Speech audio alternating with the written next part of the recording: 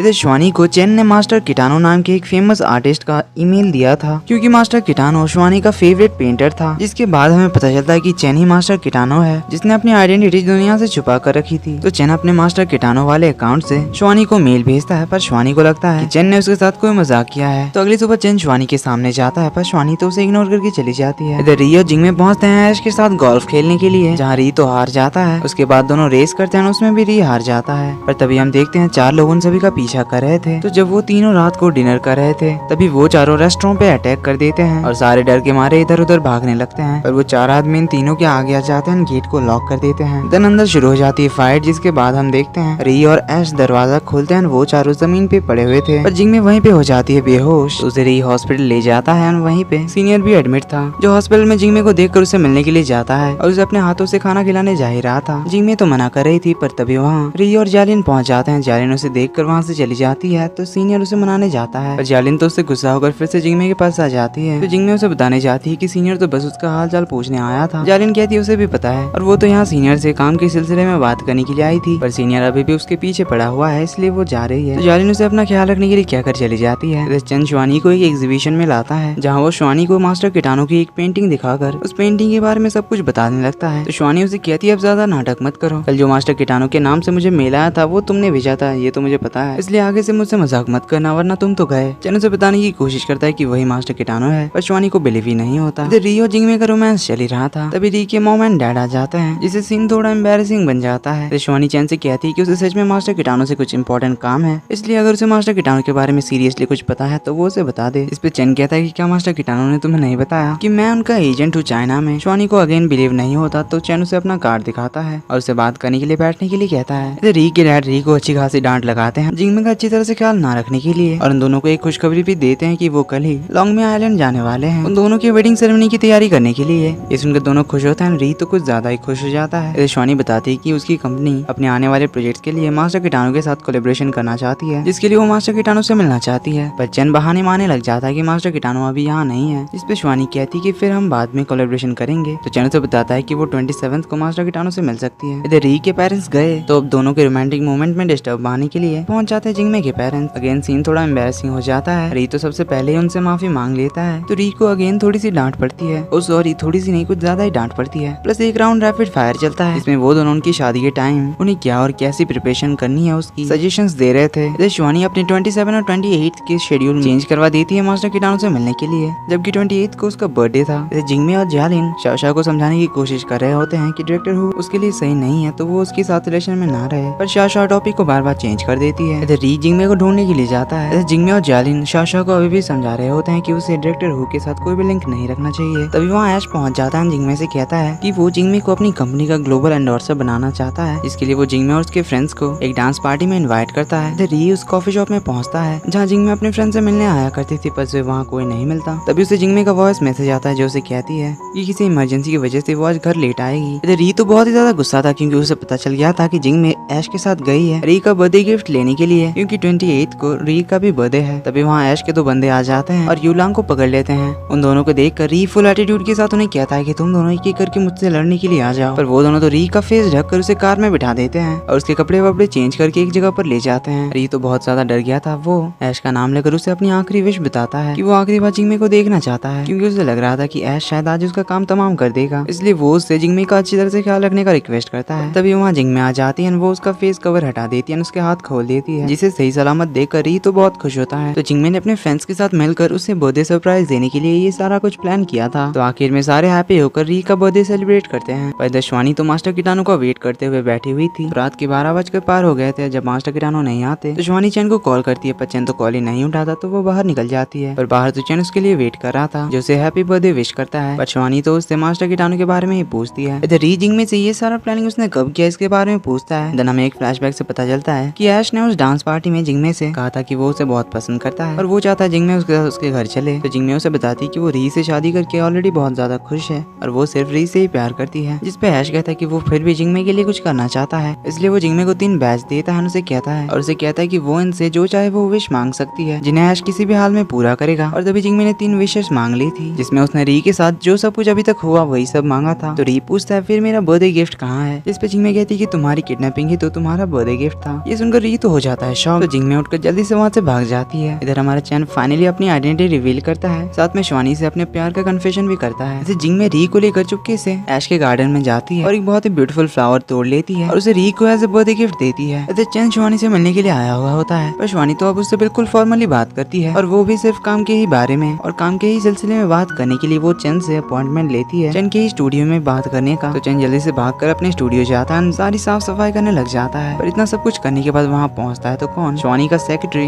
जो चैन को बताता है कि वो किसी इंपॉर्टेंट काम की वजह से नहीं आ पाई। तो चैन भागकर शिवानी से मिलने के लिए जाता है। इधर जिंगमे के पास ऐश का दिया हुआ एक बैच बचा हुआ था, जिस पर सुबह सुबह जब री की नजर पड़ती है तो वो उसे उठाकर फेंकने के बारे में सोचता है और उसे उठाने की कोशिश भी करता है, पर जिंगमे उसे पकड़ लेती है। जिसके बाद उन दोनों से जिंगमे के पेरेंट्स को इनवाइट करने के लिए कहा जाता है। तो दोनों ही बहुत ही एक्साइटेड होकर पहुंच जाते हैं जिंगमे के घर और उन्हें लॉन्ग हाउ होटल आने के लिए इनवाइट करते हैं, जहां दोनों फैमिलीज मिलकर री और जिंगमे की वेडिंग सेरेमनी को लेकर डिस्कस करेंगे। इधर चैन शिवानी के पास पहुंचता है, जहां वो चैन से उसके साथ फेरिस व्हील पर चलने के लिए कहती है। इधर जिंगमे के पेरेंट्स काफी देर तक उन दोनों को बिठाकर रखते हैं। देन री से उनकी शादी के बारे में कुछ बातें करने के बाद वो री की फैमिली से मिलने के लिए निकलते हैं। इधर शिवानी चैन के साथ फेरिस व्हील में बैठती है, उसे अपनी आंखें बंद करने के लिए कहती है और वो फिर बाहर निकलकर बाहर से दरवाजे को लॉक कर देती है। इधर फेरिस व्हील हो जाती है चालू और चैन जब अपनी आंखें खोलता है तो उसके सामने तो शिवानी नहीं थी, तो वो उसे कॉल लगाता है। तो शिवानी उसे एक टास्क देती है कि उसे 2 घंटे के अंदर फेरिस व्हील के सबसे टॉप पर रहकर इस थीम पार्क के लिए उसे गेम लेवल्स और कुछ थीम टॉयज डिजाइन करने हैं और अगर उसने ये कर लिया तो वो उसकी कोई भी एक विश पूरा करेगी। इधर जिंगमे की फैमिली पहुंचते हैं री की फैमिली से मिलने के लिए, जहाँ दोनों फैमिलीज मिलकर री और जिंगमे की शादी को लेकर डिस्कस करते हैं और री के डैड जिंगमे की फैमिली को लॉन्ग हाउ होटल गिफ्ट करते हैं। एपिसोड की शुरुआत में हम चैन को देखते हैं जो लगातार 3 दिन से बस डिजाइन ही बना रहा था और वो अपने होटल रूम भी नहीं गया था और इस वजह से शिवानी उससे मिल भी नहीं पाती। इधर जिंगमे की मॉम अब लॉन्ग हाउ होटल की प्रेसिडेंट बन गई थी। जिंगमे के भाई शुआई ने प्ले स्टेशन का बिजनेस शुरू किया है, जिसके एडवर्टाइजमेंट के लिए उसने जिंगमे का पोस्टर यूज किया है, जिसे देखकर जिंगमे उसे डांटने चली जाती है। पर शुआई उसे बताता है कि ये आइडिया तो उसे उसके ब्रदर इन लॉ री ने दिया। तो जिंगमे री को बुलाते हैं, उससे डांटने लग जाती है। तो री ने इस प्ले स्टेशन में इन्वेस्ट किया था, इसीलिए री शुआई को इशारा करता है। तो शुआई कहता है ये पोस्टर वाला आइडिया उसी का है। तो जिंगमे उसे सबक सिखाने के लिए वो पोस्टर में अपने फेस की जगह पर शुआई का ही फेस चिपका देती है। जिंगमे घर में बोर हो रही थी, इसलिए वो चुपके बाहर जाने का सोचती है, पर री की मॉम उसे देख लेती तो वो उसे अपने साथ गार्डन चलने के लिए कहती है, जिस पर जिंगमे तुरंत जुकाम का बहाना बना देती है। तो मॉम उसे घर में रहकर ही आराम करने के लिए कहती है। री उन्हें बताने ही वाला था, तो जिंगमे उसका मुंह बंद करके अंदर ले जाती है। तो री जिंगमे को आराम करने के लिए कहता है, क्योंकि उसे उसकी मॉम ने जिंगमे का ध्यान रखने के लिए कहा है। पर जिंगमे री को चकमा देकर घर से बाहर निकल जाती है। इसे चैन शिवानी से मिलने के लिए तबीयत खराब होने का बहाना बनाता है और उसे मैसेज करके मिलने आने के लिए कहता है। तो शिवानी उसे मिलने आती है, उसे बताती है कि अगर चेन की तबीयत ठीक होती तो वो उसके साथ लॉन्ग बे आइलैंड जाने का सोच रही थी, पर अब तो ये पॉसिबल नहीं हो सकता क्योंकि चेन की तबीयत खराब है। ये कहकर वो जाने लगती है तो चेन कहता है कि मैं बिल्कुल ठीक हूँ और काम सबसे पहले है, इसलिए मैं तुम्हारे साथ लॉन्ग बे आइलैंड जाऊंगा। इधर री भी घर से निकल जाता है। जिंग में एक क्रू से मिलने गई थी, पर वो लोग उसे ये कहकर मना कर देते हैं कि उनका क्रू ही उसके लायक नहीं है क्योंकि जिंग में बहुत ही ज्यादा टैलेंटेड है। पर जब जिंग में बाहर जाती है तो वो उन्हें बात करती हुई सुनती है कि उसके साथ मेंघाओ का जो कांड हुआ था इसी वजह से उसे नहीं लिया गया, क्योंकि वैसा कुछ अगर उनके क्रू के साथ हुआ तो उनका काम बहुत दिन के लिए रुक जा सकता है। जिसे सुनकर जिंग में तो बहुत सैड हो जाती है। जिंग में एक और डायरेक्टर से मिलती है पर वो भी उसे वही जवाब देते हैं। इस वजह से जिंग में तो बहुत डिप्रेस्ड हो जाती है और इस वजह से वो री के मैसेज का भी अच्छे से जवाब नहीं देती। तो री बहुत दिनों बाद एक इंपॉर्टेंट मीटिंग में आता है जहाँ उसे पता चलता है कि लॉन्ग बे आइलैंड में एक थीम पार्क बनने वाला है। इस पर शिवानी से पूछता है कि पर लॉन्ग बे आइलैंड तो मेरी प्राइवेट प्रॉपर्टी है। तो शिवानी उसे बताती है कि री के मॉम डैड ने उसे लॉन्ग बे आइलैंड की भी एक्सेस दी है और इस काम के लिए री को भी लॉन्ग बे आइलैंड जाना पड़ेगा उसके साथ। जिंग में बहुत ही डिमोटिवेटेड होकर घर लौटती है जहाँ री उसका काफी देर से वेट कर रहा था। उसे सैड देख कर री उसे खुश करने की कोशिश करता है। देन वो जिंगमे को बताता है कि उसे कुछ दिनों के लिए लॉन्ग बे आइलैंड जाना पड़ेगा क्योंकि काम के सिलसिले में शिवानी ने उसे जाने के लिए कहा है। इसे सुनकर जिंगमे तो और भी सैड हो जाती है पर फिर री उसे मना ही लेता है। तो री चैन और शिवानी निकलते हैं एयरपोर्ट के लिए। इसे जिंगमे एक डायरेक्टर से मिलने जाती है जो उसे काम पर रख लेते हैं। एयरपोर्ट पहुंचकर री जिंगमे को कॉल लगाता है जो उसे बताती है कि वो अपने फ्रेंड्स के साथ कॉफी शॉप पर है। री उसे अपने सामने ही एक वैन में जाता हुआ देखता है तो वो शिवानी की कार लेकर उसके पीछे जाने लगता है। तो उस वैन का पीछा करते हुए वो एक रिसोर्ट पहुंचता है जो कि लॉन्ग फैमिली का ही था। वो जिंगमे को जियालिन के साथ स्विमिंग पूल के पास देखता है तो उनके सामने ही पूल में कुछ लड़के नहा रहे थे, जिसे देखकर री वहां जाने की कोशिश करता है पर नया सिक्योरिटी गार्ड उसे अंदर ही नहीं जाने देता। जब तक दूसरा सिक्योरिटी गार्ड आया तब तक वो लोग जा चुके थे। तो री एक स्कूटी से उनकी वैन का पीछा करने लगता है। इधर चेन, शिवानी और उसका असिस्टेंट पहुंचते हैं लॉन्ग बे आइलैंड जहाँ शिवानी उन दोनों को सेकंड फ्लोर पे रहने के लिए कहती है और वो रहेगी थर्ड फ्लोर पे। तो जिंगमे उन लड़कों के साथ पहुंचती है सेट पे जहाँ और भी कुछ लड़कियां आते हैं और री भी वहाँ पहुंच गया था। तो री भी उन लड़कों के बीच में घुस जाता है अपना नाम लॉन्गर बताकर और हमें पता चलता है कि जिंगमे ने भी उस डायरेक्टर को अपना नाम ज़ैंग ही बताया था। तो जिंगमे सभी का नाम बुलाती है। जब वो लॉन्गर बुलाती है तो री उसके सामने जाता है और उनसे कहता है, हेलो असिस्टेंट डायरेक्टर ज़ैंगी, मैं हूँ लॉन्गर, तुम मेरा अच्छे से ख्याल रखिएगा। तो जिंगमे उसे अपने साथ ले जाती है और उनसे पूछती है कि आखिर तुम यहाँ कैसे, तुम तो लॉन्ग बे आइलैंड जाने वाले थे, क्या तुमने मुझे फॉलो किया? जिस पे री कहता है मैंने तुम्हें नहीं मेरी वाइफ जिंगमे को फॉलो किया। तो जिंगमे उसे कहती है कि उसे ये बात री को बता देना चाहिए था और उसके कुछ रीजंस थे जिस वजह से वो उसे नहीं बता पाई। तो री के पूछने पर वो उसे बताती है कि सारे डायरेक्टर्स ने उसके साथ काम करने से मना कर दिया था क्योंकि जिंगमे तो मिसेस लॉन्ग है, इसलिए उसे अपना नाम बदल कर क्रू ज्वाइन करना पड़ा। जिस पे री कहता है कि किसकी हिम्मत है जो तुम्हारे साथ काम नहीं करना चाहता। तो जिंगमे कहती है कि तुम्हारी वजह से तो वो मेरे साथ काम नहीं करना चाहते। तभी जिंगमे को बुलाया जाता है तो वो री को घर जाने के लिए कहती है पर री कहता है वो नहीं जाएगा क्योंकि वो एक्टिंग कर रहा है कि अगर वो उसे अपना इंटरव्यू सर्टिफिकेट भी दिखाता है जिसमें वो पास हो गया था। इसे चेन ने प्लान बनाया था कि वो शिवानी के असिस्टेंट को थर्ड फ्लोर पे भेजकर शिवानी को सेकंड फ्लोर पर शिफ्ट करवाएगा। पर शिवानी आकर उसे बताती है कि चेन का सामान थर्ड फ्लोर पे चला गया है, वो जल्दी ही सेकंड फ्लोर पे शिफ्ट होगी। तो चेन के इस प्लान पे पानी फिर जाता है। इस सेट पे मेन लीड शूटिंग छोड़ के चला जाता है। जिंगमे उसे मनाने के लिए जाती है। ये देखकर री को तो बहुत गुस्सा आता है, वो उठकर जाने लगता है पर बाकी एक्टर्स उसे रोक लेते हैं, उनसे कहते हैं कि वो यहाँ से उठ नहीं सकता वरना बाद में इसके लिए जिंगमे को ही डांट पड़ेगी, इसलिए री वहीं पे रह जाता है। चेन तो शिवानी के असिस्टेंट से ही जेलस हो रहा था क्योंकि शिवानी उसका दिया हुआ डिश खा रही थी और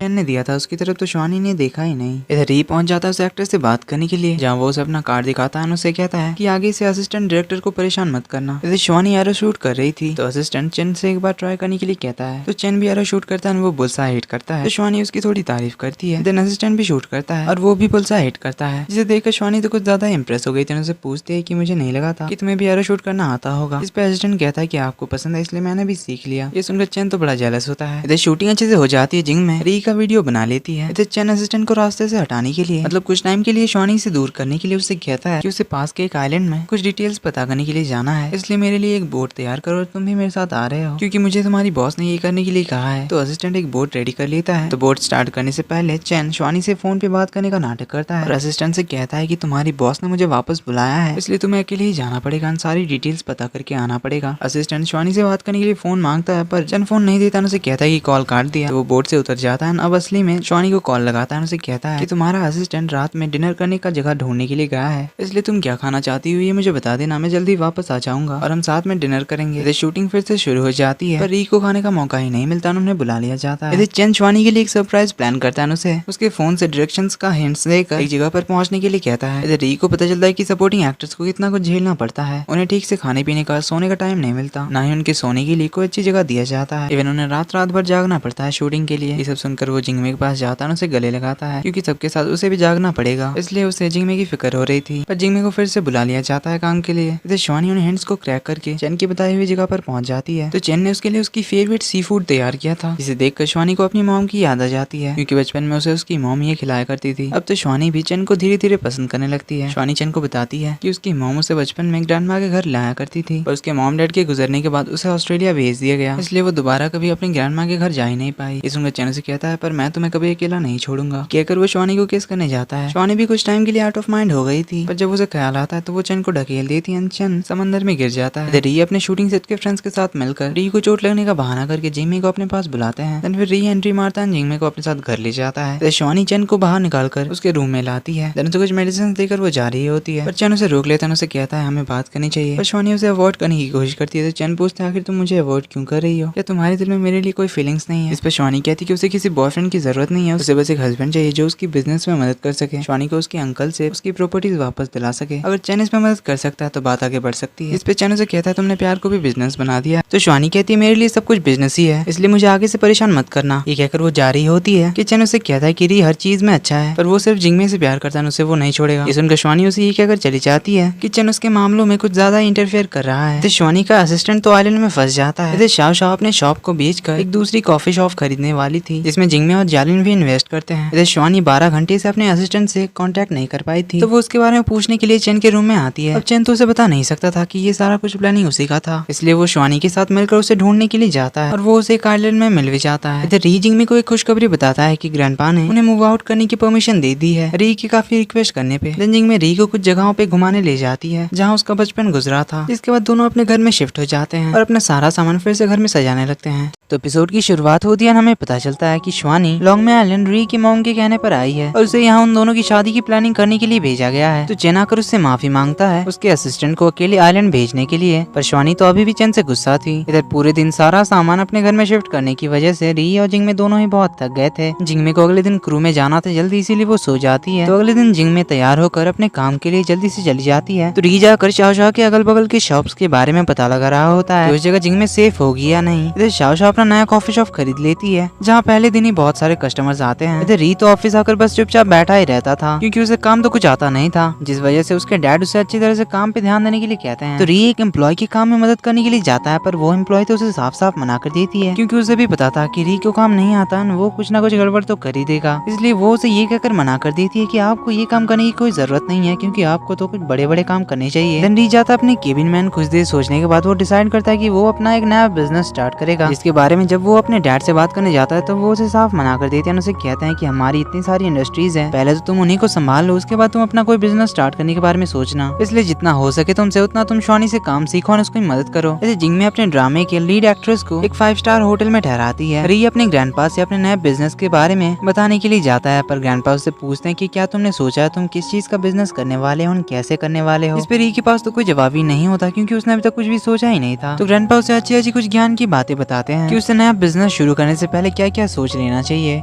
इसे सीनियर तो अभी भी जालिन के पीछे ही पड़ा हुआ था, वो उसे बार बार कहता है कि वो सिर्फ उसे प्यार करता है, पर जालिन तो उसे कोई भी भाव नहीं देती। इधर जिंगमे अपने शूटिंग सेट को तैयार करने लग जाती है। इधर चैन शिवानी को मनाने के लिए आसमान में फायरवर्क्स करवाता है और शिवानी से माफी भी मांगता है, पर वो अपने रूम के अंदर चली जाती है। इधर री जिंगमे के लिए बहुत दिनों बाद बाहर का खाना ऑर्डर करवाता है और दोनों साथ में कैंडल लाइट डिनर एंजॉय करते हैं। इधर शिवानी चैन के बारे में सोच रही थी जब उसने उससे कहा था कि वो उसे लाइक करता है। तभी घर की घंटी बजती है, दरवाजे पे आता है चैन जो उसके चेहरे पर स्माइल देखने के लिए आया था। ये सुनकर शिवानी हंस देती है। तो चैन उसके रूम के अंदर जाने लगता है, पर शिवानी उसके मुंह पर दरवाजा बंद कर देती है। इधर जिंगमे को रात में भूख लगती है तो वो उठकर खाना खाने के लिए जाती है, पर उन नूडल्स की स्मेल की वजह से री जाग जाता है, उसे वो स्मेल बिल्कुल भी पसंद नहीं आता। तो वो अपनी नाक वाक बंद करने लग जाता है, पर जिंगमे तो उसके पास जाकर उसे दिखा कर नूडल्स खाकर पूरी रात उसे सोने ही नहीं देती, जिस वजह से री को अपने नाक में कपड़ा ठूस कर सोना पड़ता है। इधर चैन शिवानी और असिस्टेंट लॉन्गमे आइलैंड से निकलने की तैयारी करते हैं, जहाँ असिस्टेंट चैन से कहता है कि इतने सालों में उसने पहली बार शिवानी को उसके काम से डिस्ट्रैक्ट होते हुए देखा है और इसकी वजह शायद चैन ही है। इधर री और जिंगमे बहुत सारा शॉपिंग कर लेते हैं, जिनसे जिंगमे दोनों के लिए खाना बनाती है और री के लिए बहुत सारा खाना बनाकर फ्रिज में रख देती है। चैन और शिवानी भी अपने होटल वापस आ जाते हैं। चैन शिवानी को उसके रूम तक छोड़ने के लिए जाता है। चैन शिवानी के रूम के अंदर जाते हुए दोनों काफी क्लोज आ जाते हैं, जिस वजह से शिवानी का तो हार्ट बीट फास्ट हो जाता है, वो नर्वस होने लग जाती है। तो चैन उसे अपने साथ डिनर के लिए पूछती है। शिवानी नर्वस होने की वजह से उसे कहती है कि वो अकेले जाकर खा ले क्योंकि वो बहुत टायर्ड हो गई है, जिस पे चैन कहता है कि वो उसके लिए खाना यहीं पे लेकर आएगा, दोनों साथ में बैठकर खाएंगे। कहकर कहकर वो खाना लाने के लिए नीचे चला जाता है। पर इधर शिवानी की हार्ट बीट तो स्लो होने का नाम ही नहीं लेती। इधर शिवानी लिफ्ट के अंदर जाती है कहीं बाहर जाने के लिए और वहीं चेन खाना लेकर शिवानी के रूम की तरफ जाता है, पर उसका रूम तो बंद था, इसलिए वो शिवानी को कॉल लगाता है, पर शिवानी उसका कॉल पिक नहीं करती। इधर री अपनी एक ज्वेलरी स्टोर का बिजनेस शुरू करता है। इधर शिवानी चेन के लिए एक मैसेज छोड़कर कहीं चली जाती है, तो चेन उसके ऑफिस पहुंच जाता है, हर जगह उसे ढूंढने लगता है। तो असिस्टेंट उसे यहाँ वहाँ घूमने से मना करता है। चेन उसे कहता है कि मुझे पता है तो शिवानी को पसंद करता है, फिर चल कॉम्पीट करके देखते हैं कौन उसका दिल जीत पाता है। तो असिस्टेंट उसे सुनाने लगता है कि ये ऑफिस तुम्हारे मस्ती करने की जगह नहीं है, यहाँ सभी लोग काम करते हैं, तुम्हारी तरह कोई यहाँ वेला ही बैठा हुआ नहीं है। असिस्टेंट भी उसे वही डायलॉग देता है जो उसे शिवानी ने दिया था कि चेन शिवानी का प्यार डिजर्व ही नहीं करता क्योंकि वो उसके लायक ही नहीं है। शिवानी बचपन से इतनी मेहनत करके यहाँ तक पहुंची है, बट फिर भी उसके पास कुछ भी नहीं है। उसके हक की सारी चीजों पर उसके अंकल कब्जा कर बैठे हैं कि तू उनसे वो सब कुछ शिवानी को वापस दिला पाएगा, कि तेरे पास इतनी पावर है कि तू शिवानी को प्रोटेक्ट कर सकता है और उसे सिक्योर फील करा सकता है। चेन तो एकदम साइलेंट ही हो जाता है। देन चेन सीधे पहुंच जाता है शिवानी के उस अंकल के पास जो उसे शिवानी का एक पता बताते हैं जहाँ वो जा सकती है। अब शिवानी की ये अंकल अच्छे हैं या अच्छे बनने का दिखावा कर रहे हैं, इसके बारे में हमें आगे पता चलेगा। तो चेन सीधे पहुंच जाता है उस पते पर और शिवानी वहीं पर थी। चेन दरवाजे से ही उसे कहता है कि वो उसे देखे बिना वापस नहीं जाएगा, पर शिवानी उसे बार बार जाने के लिए कहती है। तो शिवानी दरवाजा खोलती है और उसे जाने के लिए कहती है, पर चेन उससे पूछता है क्या वो उसे बिल्कुल भी पसंद नहीं करती। शिवानी भी उसे वही कहती है कि उसने तो उसे पहले ही कह दिया था। चेन उसे मनाने की कोशिश करता है, पर शिवानी उसे यहाँ से चले जाने के लिए कहकर दरवाजा बंद कर देती है। तो चेन उससे माफी मांगता है, अपना फाइनल गुड बाय कहकर चला जाता है। पर शिवानी बहुत ही ज्यादा सैड होती है क्योंकि वो भी चेन को लाइक करने लगी थी। इधर री की मॉम तो जिंगमे और री की शादी बहुत ही ग्रैंड तरीके से करना चाहती है, जिसके लिए उन्होंने पूरे लॉन्गमे आइलैंड को यूरोपियन स्टाइल से सजाने के लिए कह दिया है और वो बहुत सारी प्रिपरेशन करने का भी ऑर्डर देती है। और ये सब कुछ सुन सुनकर री तो बोर ही हो जाता है। इधर जिंगमे का भाई शाओ से टकरा जाता है, जिस वजह से उसका जैकेट गंदा हो जाता है कॉफी गिर जाने की वजह से। तो शाओ उसे अपने शॉप के अंदर ले जाती है उसके कपड़े चेंज करवाने के लिए। इधर शूटिंग सेट पे हीरोइन जिंगमे को परेशान करने लगती है। री के बिजनेस शुरू करने से पहले ही दिन कस्टमर्स उसके स्टोर से ज्वेलरीज का प्राइस सुनकर ही भाग जाते हैं। इधर शाओ शुआई का जैकेट साफ करके ला देती है। तभी वहाँ डायरेक्टर हु का बेटा आता है जो शाओ को अपनी मॉम बुलाता है। ये सुनकर तो चौंक ही जाता है क्योंकि उसे भी पता नहीं था कि उसने शादी कब कर ली। तो शुआई और छोटू गेम में राइवल्स हैं, जिसमें छोटू हर बार शुआई को ही हरा देता है। इसलिए छोटू शुआई से कहता है कि तुम ये मत सोचना कि तुम मेरी मॉम के दोस्त के भाई हो, इसलिए मैं तुम पे रहम करूंगा। इधर शूटिंग सेट पे वो एक्ट्रेस बिना किसी एविडेंस से जिंगमे पे उसका नेकलेस चुराने का इल्जाम लगाती है। जिंगमे तो उन्हें साफ साफ कह देती कि उसने कुछ भी नहीं किया, अगर चाहे तो वो यहाँ पुलिस को कॉल करके बुला सकती है। ये सुनकर ही वो एक्ट्रेस डायरेक्टर से कहती कि ये हमारा कितना टाइम वेस्ट करवा रही है, इससे मुझसे बस माफी ही तो मांगनी है, जिसके लिए पुलिस को बुलाने की क्या जरूरत है। तो डायरेक्टर भी जिंगमे से माफी मांगने के लिए कहते हैं। जिंगमे वही कहती कि उसने जब कुछ भी नहीं किया तो वो क्यों बेकार में माफी मांगे इससे। इधर री जिंगमे को सरप्राइज देने के लिए उसे कॉल लगाता है, पर जिंगमे उसका कॉल पिक नहीं करती। तो वो शूटिंग सेट के अंदर जाने लगता है। इधर जिंगमे सभी को कहती कि वो पुलिस को बुलाने वाली है, वरना ऐसे इल्जाम के साथ वो काम नहीं करेगी। इस पे डायरेक्टर से कहते हैं कि तुम्हारी वजह से पूरे टीम का काम रुका पड़ा हुआ है और अगर पुलिस आती है तो हमारा काम और भी डिले होगा, जिसकी वजह से उन्हें और एक्स्ट्रा खर्चा करना पड़ेगा। इस पे जिंगमे कहती कि अगर गलती उसकी हुई तो वो आज की डिले के लिए पे करेगी और अगर उसकी कोई गलती नहीं हुई तो वो एक्ट्रेस पे करेगी। ये सुनकर हीरोइन तो चिढ़ जाती है। तभी वहाँ री पहुंचता है, उसे देखकर सारे लोग तो चौंक ही जाते हैं। तो वो जाकर सभी से कहता है कि क्या मेरी वाइफ ने कोई प्रॉब्लम खड़ी करी है, कोई उसे कुछ भी कह नहीं पाता। तो री जिंगमे को लेकर बाहर जाता है, जहाँ उसने एक ट्रक भर के वेडिंग ड्रेसेस ले आया था, जिन्हें देखकर सारे क्रू मेंबर्स तो शॉक्ड रह जाते हैं। तो री जिंगमे को एक डायमंड नेकलेस पहनाता है और ये सब देखकर सारे क्रू मेंबर्स तो बिल्कुल शॉक्ड ही रह जाते हैं। तो शिवानी फिर से अपने वर्किंग मोड में आ जाती है और इधर गम में डूबा हुआ चेन बहुत ज्यादा ड्रिंक कर लेता है। युलांग को वापस आने के लिए कहता है, जो कि कंट्री साइड गया हुआ था। तभी वहाँ चेन की एक्स गर्लफ्रेंड लिंडा आती है। तो चेन उसके बाहों में बेहोश हो जाता है, जिस वजह से लिंडा उसे घर तक छोड़ने के लिए जाती है और उन्हें साथ में जाते हुए री देखता है। अगली सुबह जब चेन को होश आता है तो उसने कपड़े वपड़े नहीं पहने हुए थे। तो लिंडा उसे बताती है कि उसने अपने कपड़ों पर ही उल्टी कर लिया था, इसलिए उसने उसके गंदे कपड़े उतार दिए। देन उससे पूछती कि आखिर ये शिवानी कौन है जिसका नाम तुम रात भर बड़बड़ा रहे थे। तो चेन उसे उसके बारे में कुछ भी नहीं बताता। इधर जिंगमे थोड़ी सी अपसेट लग रही थी क्योंकि वो सभी के साथ अपना असली नाम बताकर काम करना चाहती है। तो वो अगले ही दिन जाकर क्रू मेंबर्स को अपने बारे में सब कुछ बता देती है और उन्हें भरोसा दिलाती है कि आगे से वो कोई भी गलती नहीं करेगी। इधर चेन अपना काम सबमिट करने के लिए ऑफिस से जाता है, पर वो शिवानी से नहीं मिलता। देन वो री के स्टोर में जाता है, बहुत ही अपसेट होगा। तो री उससे पूछता है कि आखिर तेरा चल क्या रहा है, या फिर तुझे शिवानी ने कोई भाव ही नहीं दिया। तो री उसे शिवानी के बचपन के बारे में बहुत सारी बातें बताता है, जिसपे चेन उसे कहता है कि अगर तुझे उसके बारे में इतना ही कुछ पता है तो तू ही उससे शादी कर ले। तो री मजाक में कह देता है कि ठीक है फिर मैं ही कर लूंगा। ये सुनकर चेन तो बड़ा गुस्सा हो जाता है। तो चेन को पहली बार किसी लड़की के लिए इतना अपसेट देखकर री उसका हौसला बढ़ाता है, उसे कहता है कि वो हमेशा उसे सपोर्ट करेगा। ये सुनकर चेन तो वापस से अपने पुराने फॉर्म में आ जाता है। तो एपिसोड की स्टार्टिंग में हम एक्ट्रेस एंची को देखते हैं, जो जिंगमे को मूवी डायरेक्ट करने का एडवाइस देती है क्योंकि जिंगमे बहुत ही टैलेंटेड है। इधर शाओ के कॉफी शॉप में डायरेक्टर हु की वाइफ पहुंच जाती है, जो यहाँ उसे डायरेक्टर हु के पैसों से ये खरीदा हुआ शॉप लेने के लिए आई थी। पर शाओ को ये बिलीव ही नहीं होता, दोनों में झगड़ा हो ही रहा था कि तभी शुआई के साथ छोटू पहुंचता है और हमें यहाँ पता चलता है कि वो लड़की छोटू की रियल मॉम है। पर छोटू यहाँ शाओ को बताता है कि डायरेक्टर हु और उसकी मॉम की कोई शादी नहीं हुई है। इवन उसके डैड के तो कई सारी गर्लफ्रेंड्स हैं, पर सिर्फ शाओ ही छोटू की केयर करती है और उसकी रियल मॉम तो उसे देखना ही पसंद नहीं करती। इसलिए मैं आपको छोड़कर नहीं जाऊंगा। पर छोटू की मॉम उसे चुप करा देती है। तो शाओ शाओ उस लड़की से कहती कि ये शॉप उसने अपने पैसों से खरीदा है उसके 2 बेस्ट फ्रेंड्स के कहने पर। इसलिए शाओ शाओ उस लड़की को डायरेक्टर हु का दिया हुआ कार्ड वापस कर देती है। उनसे बताती है कि उसने इसमें से एक भी पैसा यूज नहीं किया है। इसलिए शाओ शाओ उसे कार्ड देकर छोटू को यहाँ से ले जाने के लिए कहती है। तो शुआ इस कांड के बारे में अपनी बहन और जालिन को बताता है। तो दोनों पहुंच जाते हैं शाओ शाओ के घर में। अब जाकर शाओ शाओ को समझ में आता है कि डायरेक्टर हु एक प्ले बॉय था। तो दोनों आकर शाओ शाओ को कंसोल करते हैं और शाओ शाओ भी अब डायरेक्टर हु से मूव ऑन कर जाती है। तो जालिन शाओ शाओ को अपने एक अपार्टमेंट में रहने के लिए देती है जहाँ वो तीनों पूरी रात ड्रिंक करते हैं। इधर शिवानी अपने एक फ्रेंड के साथ एक रेस्टोरेंट आती है खाना खाने के लिए और उसी रेस्टोरेंट में चन भी आया हुआ था अपनी एक्स गर्लफ्रेंड के साथ। जहाँ पहले शिवानी चन को देखती है दूसरी लड़की के साथ तो उसे अच्छा नहीं लगता, पर फिर भी उसकी नजर बार बार चन की तरफ ही जा रही थी। देन चन भी उसे देख लेता है और वो भी शिवानी को देखने लग जाता है। तो शिवानी तबीयत खराब होने का बहाना करके वहाँ से चली जाती है, पर चन की नजर तो सिर्फ शिवानी की तरफ ही थी। ये देखकर चन की एक्स गर्लफ्रेंड भी चली जाती है। इधर री का ज्वेलरी का बिजनेस बिल्कुल भी नहीं चलता, जिस वजह से वो परेशान एंड सैड होता है और चन को तो शिवानी इग्नोर कर रही थी, इस वजह से वो परेशान एंड सैड होता है। देन अगले दिन जिंग में सुबह सुबह पहुंच जाते हैं शाओ शाओ के शॉप पर, जहाँ से वो री के लिए मिल्क टी लेकर उसके ज्वेलरी शॉप पे जाती है, पर वो तो बंद था। इसलिए वो अपने घर वापस आ जाती है जहाँ री सोफे पर सोया हुआ था। तो जिंग में उसे जगा कर पूछती है कि आखिर वो आज क्यों नहीं गया अपने ज्वेलरी स्टोर। तो री कहता है कि उसने अपने ज्वेलरी स्टोर को बेचकर उन पैसों को जिंगमे के स्टूडियो में इन्वेस्ट करेगा, पर इसके लिए जिंगमे मना करती है क्योंकि उसके पास अभी ऑलरेडी पैसे हैं जो उसने असिस्टेंट डायरेक्टर बन के कमाए हैं। पर री कहता है कि मैं तुम्हारी कोई मदद नहीं कर रहा, मैं तो तुम्हारे स्टूडियो में इन्वेस्ट कर रहा हूँ क्योंकि मुझे पूरा भरोसा है तुम पर कि तुम एक बहुत ही अच्छी मूवी बनाओगी जिसमें मेरा भी तो फायदा होगा। पर जिंगमे फिर भी मना करती है उससे पैसे लेने के लिए क्योंकि वो इस बार अपने दम पर कुछ करना चाहती है बिना री की मदद लिए। तो री ने ऑलरेडी एक कॉन्ट्रैक्ट बना कर रखा था उनके प्रॉफिट परसेंटेज का, जिसे वो जिंगमे को दिखाता है। तब जाकर जिंगमे उस पर साइन करती है, जिसके बाद जिंगमे एक राइटर से मिलने जाने वाली होती है, इसलिए वो री को भी अपने साथ चलने के लिए कहती है। पर री कहता है कि वो चन के साथ बास्केटबॉल मैच के लिए जाने वाला है। तो जिंगमे अकेले ही चली जाती है और उसके जाने के बाद हमारा री तो डिप्रेस्ड हालत में यहाँ वहाँ भटकने लगता है क्योंकि अब वो अपने आप को निकम्मा समझने लगता है। इधर शिवानी अब चन को मिस करने लगती है। तो ऐसे ही कुछ दिन पार हो जाता है, री कोई काम नहीं करता, डिप्रेशन में रहता है। जिंगमे भी अब री को लेकर परेशान थी क्योंकि री अब उसे ना ही कोई कॉल करता है ना ही मैसेज करता है, जबकि कुछ दिन पहले तक तो वो बहुत ही ज्यादा एक्टिव था। इसलिए वो री को ढूंढने के लिए निकलती है, पर बाहर उसे एक स्क्रीन राइटर मिल जाता है जो उसे अपनी एक स्क्रिप्ट देता है। जिंगमे जल्दी में थी इसीलिए वो उससे स्क्रिप्ट ले लेती है, चली जाती है। इधर शिवानी तो चन को कुछ ज्यादा ही मिस कर रही थी, इस चक्कर में उसका काम पे ध्यान ही नहीं रहता, वो बस चन के बारे में ही सोचे जा रही थी। तो वो उसे कॉल लगाती है पर फिर डिस्कनेक्ट कर देती है क्योंकि वो उसे कैसे और किस बारे में बात करी इस बारे में ही सोच ही नहीं पा रही थी और उसे थोड़ा एम्बैरेसिंग भी लग रहा था। इसलिए वो अपने असिस्टेंट को बुलाती है। चन जिस प्रोजेक्ट पे काम कर रहा था उसकी रिपोर्ट देने के लिए कहती है। तो असिस्टेंट उसे बताता है कि चन ने तो ऑलरेडी 2 दिन पहले ही रिपोर्ट सबमिट कर दिया था। तो शिवानी इस बहाने चन को ऑफिस बुलाना चाहती थी। तो असिस्टेंट उसकी बातों से समझ जाता है, इसलिए वो चन को ऑफिस बुलाने के लिए जाता है ताकि वो उसके बनाए हुए रिपोर्ट को एक्सप्लेन कर सके। तो जिंगमे भागते हुए अपने घर पहुंचती है जहाँ री अंधेरे में बैठकर पेंटिंग बना रहा था। तो जिंगमे पर्दे वर्दे हटाती है और री से कहती है कि अगर उसे कोई परेशानी है तो वो उसे कह सकता है क्योंकि चाहे कोई भी प्रॉब्लम हो जिंगमे उसके साथ मिलकर उसे सॉल्व करेगी और हमेशा उसका साथ देगी। इधर चन ऑफिस आता है, सभी को अपना रिपोर्ट समझाता है, वापस जाने लगता है। शिवानी उसे रोक कर कहती है कि उनके पर्सनल मैटर्स की वजह से उनका कॉपरेशन खराब नहीं होना चाहिए। चन बिना पीछे मुड़े ही उससे कहता है कि अब कोई पर्सनल मैटर नहीं है, इसलिए उसे चिंता करने की कोई जरूरत नहीं है, वो अच्छी तरह से काम करेगा। कहकर चन वहाँ से चला जाता है। इधर जिंगमे के स्टूडियो में बहुत सारे स्क्रिप्ट राइटर्स अपनी कहानियां लेकर आ गए थे जिन्हें जालिन संभालने की कोशिश करती है। देन कुछ देर बाद जिंगमे वहाँ री के साथ पहुँचती है। तो जिंगमे और जालिन सभी के साथ इंडिविजुअली बैठकर उनके स्क्रिप्ट के बारे में डिस्कस करते हैं। इसके बाद जिंगमे जालिन का शुक्रिया अदा करती है क्योंकि इतने सारे राइटर्स उसी के इन्फ्लुएंस की वजह से आए थे। जिसके बाद जिंगमे री को लेकर ड्राइव पे जाती है ताकि री का मूड ठीक कर सके। इधर री के फादर ग्रैंडपा से री की शादी के बारे में डिस्कस करते हैं। इधर शिवानी अब चन के लिए कुछ ज्यादा ही सीरियस हो जाती है, इसलिए वो चन के लिए अपनी फीलिंग्स को और छुपाना नहीं चाहती, इसलिए वो चन से मिलने के लिए जाती है। पर उसके सामने एक दूसरी लड़की खड़ी थी जिसे देखकर शिवानी चली जाती है और उसे जाते हुए चन भी देखता है, पर चन उसे रोकने के लिए नहीं जाता क्योंकि तब तक उसकी एक्स गर्लफ्रेंड वहाँ आ गई थी। तो शिवानी सैड होकर वापस चली जाती है। इधर रियो जिंगमे बारिश में भीगते हुए एक होटल में पहुंचती है जहाँ जिंगमे ने स्पेशल प्राइस पे उन दोनों के लिए रूम बुक किया था, पर रिसेप्शन वाले बताते हैं कि उसके नाम पर तो कोई भी रूम बुक नहीं हुआ है। तो जिंगमे उन्हें अपने मोबाइल में स्पेशल प्राइस में रूम बुक करने का कंफर्मेशन दिखाती है जो उसे उन्हीं के होटल से भेजा गया था, पर रिसेप्शन वाली लड़कियां उस बात को मानते ही नहीं। जिंगमे उन्हें बहुत समझाने की कोशिश करती है, जब वो नहीं समझते तो वो उन पे गुस्सा करती है। रिसेप्शन वाली लड़कियां उन्हें दूसरा रूम बुक करने के लिए कहती है। ये सब देख कर यहाँ के ओनर के नंबर मांगता है, पर वो लोग ओनर का नंबर नहीं देते। तो री उनके होटल पे कंप्लेन कर देता है, इसकी वजह से हायर अथॉरिटीज से रिसेप्शन डेस्क पे कॉल आता है, जिस वजह से उन्हें जिंगमे का बुक किया हुआ रूम उन्हें देना पड़ता है। पर अपने रूम में जाने से पहले री अपना कार्ड उन्हें देकर इस होटल के 10 रूम हमेशा पब्लिक के लिए अवेलेबल रखने के लिए कहता है, ताकि अगर किसी को इमरजेंसी हो तो वो यहाँ आराम से रह सकता है। इधर जिंगमे तो री के काम की वजह से इम्प्रेस हो गई थी और री का मूड भी अब बिल्कुल ठीक हो गया था और दोनों को बारिश की वजह से अपना हनीमून मनाने का मौका मिल जाता है। इधर शाशा तो कपल्स को देखकर सैड हो जाती है। इधर चन ने तो बहुत ज्यादा ड्रिंक कर लिया था, इसलिए वो अपने रूम की जगह शिवानी के रूम का दरवाजा नॉक करने लगता है। तो शिवानी दरवाजा ओपन करती है, उसे देखकर वो अब अपने आप को रोक नहीं पाती है, चन को किस कर लेती है and they spend the night together. पर अगली सुबह फिर से वो गायब हो जाती है। चन उसे ढूंढने के लिए निकलता है, तभी उसे शिवानी का कॉल आता है जो उसे आज डिनर के लिए एक जगह ढूंढने के लिए कहती है। ये सुनकर चेन तो बड़ा खुश हो जाता है। इधर हमारा शुआई शाओ शाओ के शॉप के कुछ ज्यादा ही चक्कर काट रहा था और उसके काम में मदद भी कर रहा था। तभी उसकी एक क्लासमेट आती है जो शुआई को पसंद करती है। उसे देखकर शुआई तो बड़ा नर्वस हो रहा था। वो लड़की शुआई को अपने वीचार्ट पे ऐड करती है, चली जाती है। तो शुआई इस वजह से नर्वस हो रहा था क्योंकि वो शाओ शाओ को पसंद करता है। वो नहीं चाहता कि वो उसे दूसरी लड़की के साथ देख ले, पर शाओ शाओ ने उसे ऑलरेडी देख लिया था। तो वो उसके पास जाकर उसे समझाने लग जाता है कि उस लड़की के साथ उसका कोई रिलेशन नहीं है, वो तो बस क्लासमेट्स हैं। तो शाओ शाओ उसे कहती है इसमें नर्वस होने वाली क्या बात है, अगर तुम उसे पसंद करते हो तो उसे बता देना और नर्वस तो बिल्कुल मत होना। अब ये सुनकर शुआई शाओ शाओ से अपनी फीलिंग्स कन्फेस करता है, वो भी सभी के सामने। पर शाओ शाओ कहती है कि वो उसकी बड़ी बहन जैसी है। शुआई कहता है मैं तुम्हें सिस्टर बुलाता हूँ पर तुम मेरी रियल सिस्टर तो नहीं हो, इसलिए we can be in relation. तो वहाँ के सभी लोग जब उनकी तरफ देखने लगते हैं तो शाओ शाओ वहाँ से जाने लगती है। तभी उसे छोटू के स्कूल से कॉल आता है तो वो भागकर स्कूल की तरफ जाती है। इधर जिंगमे री को एक अम्यूजमेंट पार्क ले जाती है जहाँ वो दोनों काफी सारे राइड्स एंजॉय करते हैं। इधर स्कूल में छोटू ने एग्जाम टाइम अपने एक फ्रेंड की कॉपी की थी और वो पकड़ा गया था। तभी वहाँ शाओ शाओ और शुआई पहुँचते हैं तो टीचर उन्हें बताती है कि आजकल छोटू का ध्यान बिल्कुल भी पढ़ाई में नहीं है। उसकी रैंक टॉप 20 के अंदर रहा करती थी पर अब तो वो टॉप 200 में भी नहीं है। सही से होमवर्क नहीं करता, क्लास में डिस्ट्रैक्टेड रहता है, क्लास में सोता रहता है। इसलिए टीचर शाओ शाओ से उसका ध्यान रखने के लिए कहती है और छोटू के लिए टाइम निकालने के लिए भी कहती है उसे। तो शाओ शाओ छोटू से गेम्स वेम्स ना खेलकर अच्छे से पढ़ाई करने के लिए कहती है। तो छोटू कहता है कि आप नहीं रहती है तो मुझे पढ़ाई करने का बिल्कुल भी मन नहीं करता। इधर री और जिंगमे अपना दिन एंजॉय कर रहे थे। एक खेत से वो लोग एक वाटरमेलन चुराने की कोशिश करते हैं पर उसका ओनर उसे पकड़ लेता है, पर री उन्हें उसके पैसे देकर बच जाता है। इधर जिंगमे को बहुत सारी नॉवेल्स एंड कॉमिक्स की स्क्रिप्ट्स आती है जिन्हें पढ़ के कंप्लीट करने में वो परेशान हो जाती है। री अपना मूड फ्रेश करने के लिए एक पार्ट टाइम जॉब करने लगता है। चेन तो अपना काम धाम छोड़कर श्वानी की ख्यालों में ही डूबा हुआ रहता है। इधर श्वानी भी चेन से मिलने के लिए एक्साइटेड होती है जिस वजह से वो अपने बिजनेस पार्टनर्स के साथ डिनर भी कैंसिल कर देती है और अपने असिस्टेंट को भी जल्दी छुट्टी दे देती है। जिसके बाद वो चेन से मिलने के लिए जा ही रही होती है तभी उसे उसके अंकल का कॉल आता है जिसे सुनकर वो परेशान हो जाती है। इधर शुआई शाओ शाओ के पास आता है और उसे कहता है कि उसे बस उसे दो बातें बतानी है। पहली कि आज रात उसका एक ई स्पोर्ट चैंपियनशिप है जिसे वो डेफिनेटली जीतेगा, और दूसरी बताने से पहले वो उसे एक बॉक्स देता है और शाओ शाओ को बताता है कि वापस आने के बाद वो उसे शादी करेगा, इसलिए वो उसके लिए थोड़ा सा वेट करे। शाओ शाओ उसे कुछ कहने चाहती है पर शुआई उसे कहने नहीं देता है और वहाँ से चला जाता है। तभी वहाँ जिंगमे आने लगती है तो वो उस बॉक्स को जल्दी से छुपा देती है और उसे शुआई के बारे में कुछ भी नहीं बताती।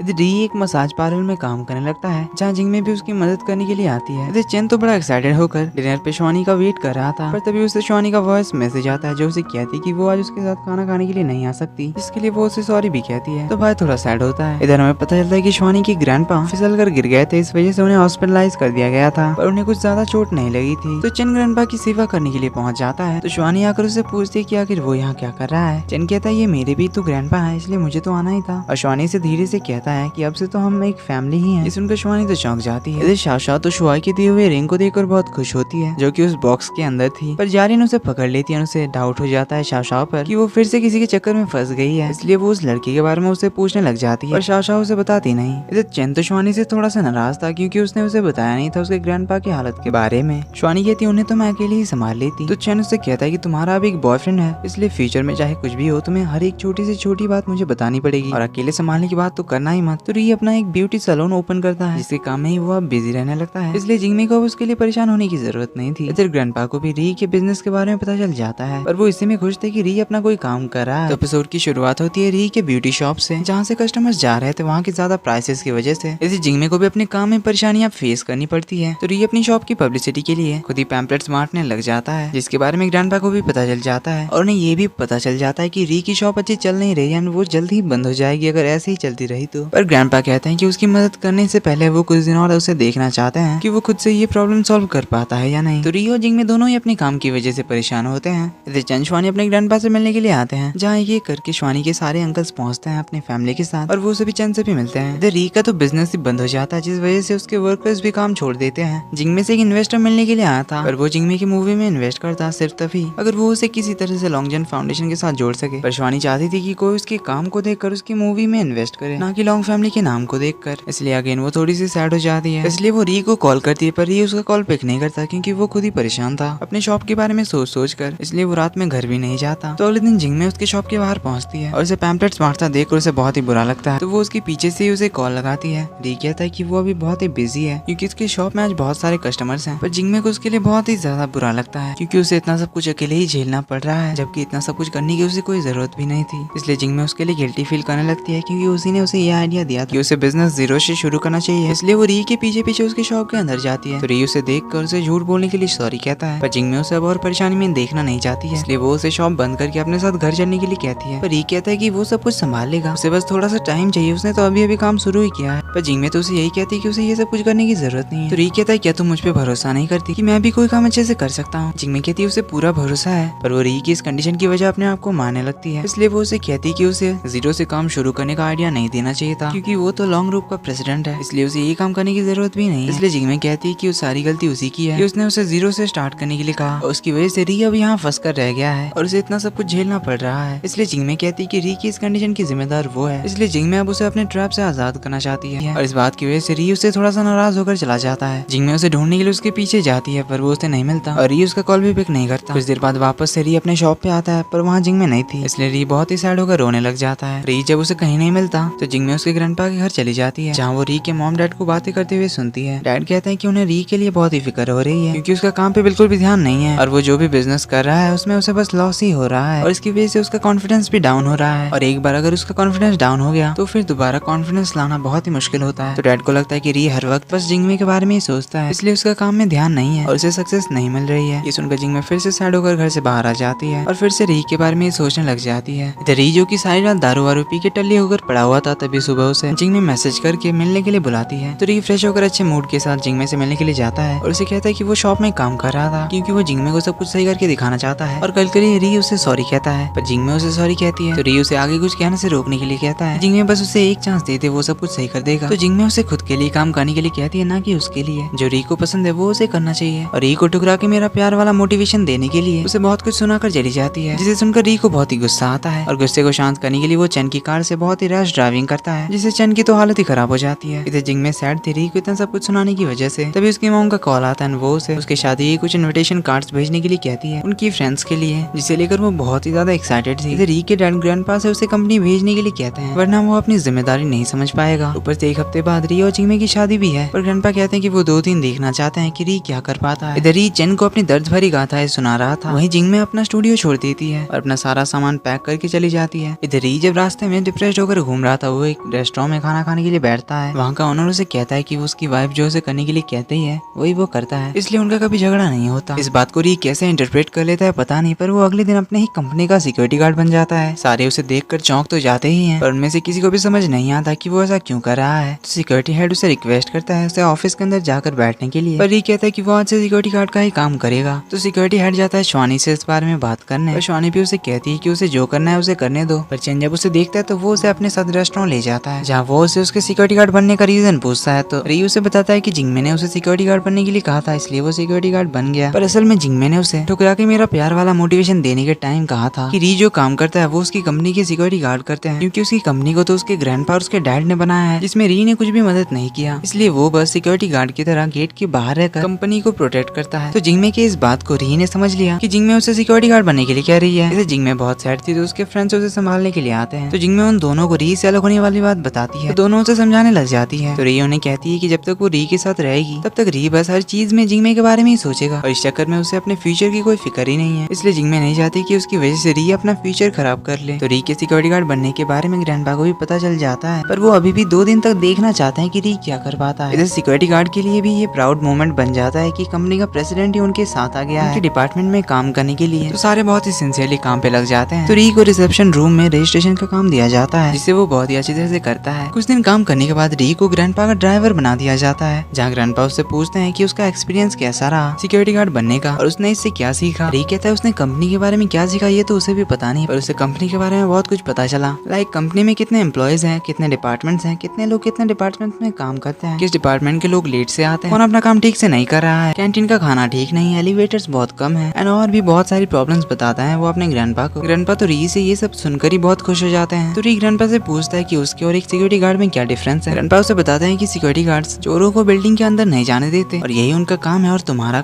काम है बिल्डिंग में काम करने वाले सभी लोगों के बारे में सोचना। तो री को अब फाइनली अपना जवाब मिल ही जाता है। द शुआ चैंपियनशिप जीतकर वापस आ जाता है और शाओ से उसका रिंग मांगता है उसे प्रपोज करने के लिए। वो कहती है उसे इतनी जल्दबाजी नहीं करनी चाहिए। देन वो उसे जिंगमे के बारे में कुछ बताने जा रही थी, पर उससे पहले ही शुआ कहता है कि मेरी बहन की तरफ से कोई प्रॉब्लम नहीं होगा, इसलिए जिंगमे का नाम लेकर मुझे रिजेक्ट मत करना। तभी जिंगमे बाहर आते हैं, उससे पूछते कि आखिर वो यहाँ क्या कर रहा है। तो शुआ जिंगमे से ही डायरेक्टली कहता है कि मुझे तुम्हें कुछ बताना है। शाओ उसे रोकने की कोशिश करती है, पर शुआ उसे कहता है कि मैं एक लड़की को लाइक करता हूँ, पर तुम्हारी वजह से उसे नहीं लगता कि वो मेरे लिए लिए सुइटेबल है, पर मैं उसे लेकर सच में सीरियस हूँ। ये कहकर वो शाओ के सामने घुटने पर बैठ जाता है, उसे कहता है कि मैं तुमसे शादी करना चाहता हूँ। अब ये सीन देखकर जिंगमे तो बिल्कुल शॉक्ड रह जाती है। अब जिंगमे के सामने ये देखकर शाओ तो बहुत ही ऑकवर्ड फील करती है, तो शुआई उससे माफी मांगता है उसके इस बिहेवियर के लिए। सीन कट होता है, जिंगमे अपने घर का सामान पैक कर रही होती है और वो शुआई को अपने और री के बारे में बताती है। तो शुआई उसे कहता है कि वो जिंगमे के हर फैसले में उसका साथ देगा, और वो शुआई से ये भी कहती है कि वो उसके और शाओ के लिए बहुत खुश है। जिसके बाद जिंगमे अपने पेरेंट्स के घर वापस आ जाती है, जहाँ पड़ोस की आंटियां तो उसके लिए बहुत ही ज्यादा हैप्पी होते हैं कि उसकी शादी री के साथ एक आइलैंड में होने वाली है, वो लोग भी वहाँ जाएंगे। तो शुआ जिंगमे को अंदर ले जाता है, तो उसके पेरेंट्स उसे री को भी बुलाने के लिए कहते हैं। अब ये सुनकर जिंगमे साइलेंट हो जाती है। फिर ग्रैंडपा री को एक पेंटिंग ऑक्शन में ले जाते हैं, जहाँ उस पेंटिंग को खरीदने के लिए लोग मिलियंस में बोली लगा रहे थे, और ग्रैंडपा री से भी और ज्यादा बोली लगवा रहे थे। ये देखकर री कहता है कि ये तो बस पैसों की बर्बादी है। तो ग्रैंडपा उसे सक्सेस का मतलब समझाते हैं और 3 मिलियन की बोली लगाकर उस पेंटिंग को खरीद लेते हैं। तो री उनसे पूछता है कि इस पेंटिंग को इतना ज्यादा पैसा देकर खरीदने की क्या जरूरत है। तो ग्रैंडपा उसे बताते हैं कि इस पेंटिंग की वैल्यू इतनी नहीं है, पर अब जब हमने इस पेंटिंग को 3 मिलियन में खरीद लिया तो अब इस पेंटिंग की वैल्यू 3 मिलियन से भी ज्यादा हो गई है, और इस पेंटिंग को वो वैल्यू दिया है हमारी लॉन्ग फैमिली ने, और इसलिए तुम हमेशा याद रखना कि तुम हो कौन। इसे जिंगमे की मॉम तो समझ जाती है कि जिंगमे उनसे कुछ छुपा रही है, इसलिए वो उससे पूछने के लिए जाती है। तो जिंगमे उन्हें बताती है कि उसका री का ब्रेकअप हो गया है। मॉम को तो री पे बहुत गुस्सा आता है, तो जिंगमे उन्हें समझाती है। तो मॉम भी उसे कहती है कि चाहे जो भी उसका फैसला है वो हमेशा उसका सपोर्ट करेगी। इसे जिंगमे अपने मॉम के साथ हॉस्पिटल आई थी गायनेकोलॉजिस्ट से मिलने के लिए, जहाँ से बाहर जाते हुए री उन्हें देख लेता है, जो कि श्वानी के ग्रैंडपा से मिलने के लिए आया था। वो इसी हॉस्पिटल में एडमिट थे। तो जिंगमे अपनी मॉम के साथ न्यूली बॉर्न बेबीज के लिए कपड़े खरीदने के लिए जाती है। तभी वहाँ री पहुंच जाता है, उससे पूछता है कि तुम प्रेग्नेंट हो, तुमने मुझे बताया नहीं, क्या मुझे अब ये भी जानने का हक नहीं है। तो जिंगमे उसे अपने साथ बात करने के लिए ले जाती है, उसे बताती है कि यहाँ आयुष्मान खुराना की बधाई हो वाली सिचुएशन है, यानी कि प्रेग्नेंट जिंगमे नहीं उसकी मॉम है, इसलिए री को अब उसके बारे में सोचने की कोई जरूरत नहीं है, वो अपने लाइफ में हैप्पी है। तो री कहता है कि हमारे बीच सब कुछ सही नहीं हो सकता। तो जिंगमे उसे गुड बाय क्या कर होते हुए चली जाती है। री तो इतना ज्यादा सैड होता है कि उसकी आंखों से आंसू भी नहीं निकलते। जिसके बाद कुछ टाइम पार हो जाता है। री वेकेशन पे होता है, पर वो अपने ग्रैंडपा के साथ ही रहता है। जिंगमे ने रो रो कर अपना बुरा हाल बना लिया होता है और री को बहुत मिस कर रही होती है। इधर जिंगमे की मॉम पहुंच जाती है लॉन्गहाउ होटल, जहाँ उन्होंने री की मॉम को मिलने के लिए बुलाया था। तो जिंगमे की मॉम उन्हें लॉन्गहाउ होटल्स के पेपर लौटा देती है और उन्हें गुड बाय कहकर चली आती है। इधर श्वानी के ग्रैंडपा उसकी शादी की बात करते हैं और वो भी चाहते हैं कि श्वानी की शादी चंद के साथ हो जाए, और श्वानी भी कहती है कि चाहे उसे अपने डैड के प्रॉपर्टीज पर गिव अप करना पड़े, वो चंद से ही शादी करेगी। और इधर चंद तो अपना सरनेम तक चेंज करने के लिए तैयार था श्वानी को खुश देखने के लिए। इधर री से मिलने के लिए ऐश आता है, वो उसे रॉकेट लॉन्चिंग देखने के लिए इनवाइट करता है, जो कि उसी की कंपनी ने बनाया है, पर इससे री को कुछ आइडिया आता है। इधर जिंगमे अब चश्मा पहनकर रोने लगती है और कॉफी कप्स में री की ड्राइंग बनाती है। इधर ग्रैंडपा री को ढूंढते हुए उसके रूम में आते हैं, पर री तो उसके रूम से गायब था। वहीं री बुक कॉपी निकालकर पढ़ाई में बिजी था और शायद वो किसी मशीन के पार्ट्स बना रहा होता है। इधर जिंगमे, जो कि बहुत ही ज्यादा सैड होने की वजह से कार्टून्स बनाया करती थी, जो कि बहुत ज्यादा पॉपुलर हो गए थे, इसलिए बहुत सारे एंटरटेनमेंट कंपनीज और एजेंट्स उसके साथ कॉन्ट्रैक्ट साइन करना चाहते थे, पर जालिन तो ऑलरेडी एक कॉन्ट्रैक्ट बनाकर लेकर आ गई थी। तो अब जिंगमे भी मन लगाकर कॉमिक्स बनाने लगती है और इसी तरह कुछ टाइम बीत जाता है। री अब एक बहुत ही फेमस बिजनेसमैन बन गया था उसके न्यू एनर्जी व्हीकल्स बनाने की वजह से, जो कि नॉर्मल कार से बहुत ही अलग थे। वहीं जिंगमे अब एक बहुत ही फेमस कॉमिक आर्टिस्ट बन गई थी। री के पोस्टर को देखकर जिंगमे बहुत ही हैप्पी होती है उसके लिए। री बिजनेस मैगजीन के अंदर सबसे छुपकर जिंगमे के कॉमिक्स को पढ़ता है। वहीं जिंगमे के कॉमिक्स के कॉपीराइट खरीदने के लिए बहुत सारे इन्वेस्टर्स आते हैं, पर वो उन सभी को मना कर देती है, क्योंकि इस कॉमिक बुक में उसने अपने और री के लव स्टोरी को लिखा है। चंद ने री के जरिए श्वानी के पापा ने जिस बिल्डिंग को बनवाया था उस बिल्डिंग को खरीद लेता है, जिसके बाद बहुत सालों बाद तीनों फ्रेंड्स का रियूनियन होता है। तो साथ में वो तीनों ड्रिंक करते हैं, जिसके बाद श्वानी को सरप्राइज देने के लिए चंद उन दोनों की मदद लेता है और एक एक्सीडेंट का नाटक करके चंद श्वानी को उस बिल्डिंग के अंदर ले जाता है, जहाँ उसने श्वानी को खुश करने के लिए बहुत सारी प्रिपरेशन ऑलरेडी कर रखी थी, जिन्हें देखकर श्वानी तो बहुत खुश हो जाती है। तो फाइनली चंद उसे शादी के लिए प्रपोज करता है और श्वानी हाँ कहती है। देन दोनों किस करते हैं और फिर सारे फ्रेंड्स बाहर आ जाते हैं श्वानी को सरप्राइज करने के लिए। इधर जिंगमे डिसाइड करती है कि वो अपने कॉपीराइट्स को नहीं बेचेगी और वो खुद ही अपनी एक प्रोडक्शन हाउस खोलेगी। तो जिंगमे के प्रोडक्शन हाउस लॉन्चिंग डे में बहुत सारे इन्वेस्टर्स आते हैं जो उसके साथ काम करना चाहते थे। तो जिंगमे अपने कॉमिक्स के फ्यूचर के बारे में सभी को बता ही रही थी कि तभी वहाँ री पहुंच जाता है और जिंगमे पे यूट्यूब वीडियोस की तरह कॉपीराइट क्लेम मारता है। और ऊपर से जिंगमे ने री का कैरेक्टर को बहुत ही अगली बनाया था, जिसके बारे में री उससे एक्सप्लेनेशन मांगता है। तो दोनों पार्टीज कॉपीराइट क्लेम को रिमूव करने के लिए आपस में बातचीत करने के लिए बैठते हैं। री अपने 3 कंडीशंस बताता है। नंबर 1, उन दोनों का अभी भी डिवोर्स नहीं हुआ है, यानी कि वो दोनों लीगली मैरिड है, इसलिए जिंगमे का कॉमिक री का भी मैरिटल प्रॉपर्टी है, इसलिए री के पास कॉमिक से रिलेटेड हर चीज का राइट है। नंबर 2, री को कॉमिक के फ्यूचर प्रोडक्शन प्रोसेसेस का पार्ट बनाना होगा। और थर्ड, अभी तक उसने सोचा नहीं है। तो अब जिंगमे उसे अपनी 3 बातें बताती है। नंबर 1, इस कॉमिक का कॉपीराइट सिर्फ जिंगमे के पास नहीं है, बल्कि जिंगमे, जालिन और शाओ मिलकर इस कॉमिक के कॉपीराइट ओनर है, इसलिए री ने जो मैरिटल प्रॉपर्टी बताई थी उसके हिसाब से री को बस थोड़े से ही शेयर्स मिलेंगे। नंबर 2, वो कॉमिक को लेकर कुछ भी सजेशन दे सकता है, पर उस सजेशन को मानना है या नहीं वो जिंगमे की मर्जी है। और नंबर 3, वो री के 3rd कंडीशन को बिल्कुल भी नहीं मानने वाली है, चाहे वो कुछ भी हो, इसलिए री के पास और कुछ कहने के लिए बचता ही नहीं है। तो री इसी में खुश होकर हैप्पी कॉपरेशन के लिए हैंडशेक करता है। इसे श्वानी लॉन्गचंद फाउंडेशन में रिजाइन करके अपनी सारी प्रॉपर्टीज छोड़ छाड़ के चंद के स्टूडियो में काम करने के लिए आ जाती है। हमें कुछ देर पहले का फ्लैशबैक दिखाया जाता है। शिवानी अपने ग्रैंडपा से कहती है कि वो लॉन्गचंद फाउंडेशन रिजाइन करेगी और अब से वो लॉन्ग फैमिली या फिर उसके फैमिली के काम में डायरेक्टली इन्वॉल्व नहीं रहेगी। ग्रैंडपा को उसकी फिक्र होती है तो शिवानी उन्हें बताती है कि उसने कंपनी में एज ए जनरल मैनेजर काम करके बहुत कुछ सीखा है, कभी उसने अपने लिए कुछ भी नहीं किया, इसलिए वो इस बार कुछ अपने मर्जी से अपने लिए करना चाहती है। देन वो ग्रैंडपा को थैंक यू कहती है उसे आयुष्मान सिटी देने के लिए, जो कि उस बड़े से बिल्डिंग का नाम था जो शिवानी के डैड ने उसके लिए बनाया था। तो ग्रैंडपा उसे बताते हैं कि उन्होंने कुछ भी नहीं किया, बल्कि चैन ने अपने सारे पैसे लगाकर शिवानी के अंकल से उस बिल्डिंग को खरीद लिया, बस उसे खुश देखने के लिए। Coming back to present, Shivani चैन के स्टूडियो को अपने कंट्रोल में ले लेती है और मास्टर किटानो यानी कि हमारी चैन के इस स्टूडियो के फ्यूचर प्रोजेक्ट्स के बारे में ऑलरेडी प्लान करके आई थी और अब शिवानी चैन के वर्क्स को इंटरनेशनल लेवल पे पॉपुलर बनाने के मिशन में लग जाती है। इधर ऑफिस में जिंगमे री को बहुत सारा काम देकर बाहर चली आती है। देन अपने फ्रेंड्स के साथ मिलकर ब्रेकफास्ट करती है। वहीं एक मास्क पहना आदमी उन पे नजर रखे हुए था। देन जब जिंगमे री का काम चेक करने के लिए आती है तो री उसके बहुत क्लोज आ जाता है और कॉमी के किसिंग सीन को देखकर री कंट्रोल नहीं कर पाता और जिंगमे को किस करने जाता है, पर तभी जारी ना जाती है जो उन्हें डिस्टर्ब कर देती है, पर वो जल्दी से बाहर चली जाती है। इधर सीन तो ऑकवर्ड हो चुका था, इसलिए री एम्बेरस होकर बाहर चला जाता है और जिंगमे भी काफी एम्बेरस होती है। तो जिंगमे अपना सारा काम खत्म करने के बाद जब घर वापस आ रही होती है तो उस पर वही मास्क वाला आदमी जो कि एक साइको है और वो अपने आप को लॉन्ग री मानता है, तो वो जिंगमे के पीछे पड़ जाता है, पर री आकर जिंगमे को उससे बचाता है। तो यहाँ री उसे अपनी थर्ड कंडीशन बताता है और वो होती है री जिंगमे से शादी करना चाहता है। तो जिंगमे भी मना नहीं करती, उनसे कहती है कि वो अभी शादी करना चाहती है। तो वो दोनों आधी रात को सारे फ्रेंड्स और अपने फैमिली मेंबर्स को कॉल करके लॉन्गमे आइलैंड आने के लिए कहते हैं। तो अगली सुबह तक वो सारे पहुंच जाते हैं लॉन्गमे आइलैंड, जहाँ जिंगमे और शुआई का छोटा भाई मिंग भी आया था, जो शुआई और छोटू के साथ गेम खेलने में बिजी था। शुआई और शाओ अब रिलेशन में है। सीनियर और जारिन के बीच भी सब कुछ सही हो गया था। री की मॉम दोबारा से लॉन्गहा होटल के पेपर जिंगमे की मॉम को दे देती है, जिसके बाद दुल्हन की एंट्री होती है। ससुर जी जिंगमे का हाथ री के हाथ में देते हैं। तभी हमें एक फ्लैशबैक दिखाया जाता है जब री और जिंगमे दोनों डिवोर्स लेने के लिए गए थे, तब दोनों ने ही अपने मैरिज सर्टिफिकेट की जगह पर अपने पेरेंट्स के मैरिज सर्टिफिकेट लेकर गए थे, क्योंकि दोनों ही डिवोर्स नहीं चाहते थे। तो इस बात को लेकर दोनों एक दूसरे का मजाक उड़ाने लगते हैं। तो उनकी हैप्पीली शादी हो जाती है। देन कुछ सालों बाद उनकी एक क्यूट सी बेटी होती है जिसका नाम वो देते हैं ई, जो अपने छोटे मामा को बहुत परेशान कर रही होती है। तो इसी के साथ उनकी कहानी का हैप्पी एंडिंग होता है। तो ये सीरीज कैसी लगी आपको कमेंट में जरूर बताना। वीडियो पसंद आया तो वीडियो को लाइक कर देना, चैनल पे नए हो तो do subscribe and hit the bell icon. मिलते हैं एक और इंटरेस्टिंग सीरीज के साथ, तब तक के लिए take care and bye bye.